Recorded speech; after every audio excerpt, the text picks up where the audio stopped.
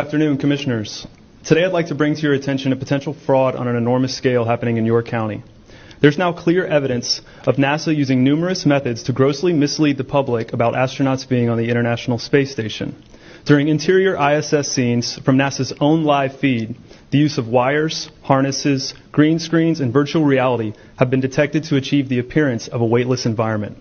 Examples of this include astronauts fading in and out of the screen, green screen glitches, grabbing objects that aren't really there, pulling on invisible wires, getting tangled in their harnesses, and even astronauts appearing out of thin air. This begs the obvious question. If they're really up there, why are they using Hollywood techniques to fake the footage? Now, unfortunately, I can't show you these clips in here today, but I will be sending them to you. Outside the International Space Station, during spacewalks, air bubbles have been recorded on numerous occasions. How is it possible for air bubbles to be present in the vacuum of space? I once questioned astronaut Scott Kelly about this phenomenon. His body language and answers only created more questions. In 2013, astronaut Luca Parmitano nearly drowned during a spacewalk when his helmet filled with water. This happened again just last year.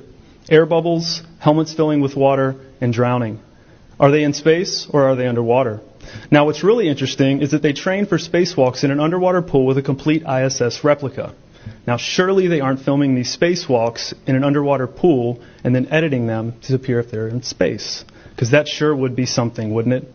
I'm calling on the Brevard County Commissioners to open a full investigation into NASA's fraudulent practices and use of taxpayer dollars. It costs NASA $3 billion per year to operate the ISS, and if they don't have a darn good explanation as to why they're faking these videos, I and the public would like a darn good explanation as to where our tax money is going. And if they are indeed faking the funk, it is our duty to expose and eliminate this fraudulent and astronomically wasteful ISS program. And look, I know what you're all thinking.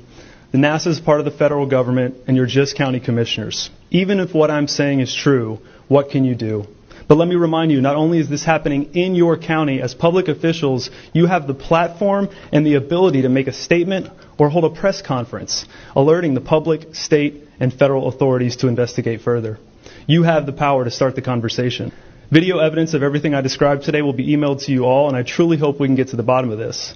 I look forward to the day that $3 billion annual budget is put towards our veterans, our homeless, maybe some of that mental health stuff the young lady just spoke about, and the revitalization of Brevard County.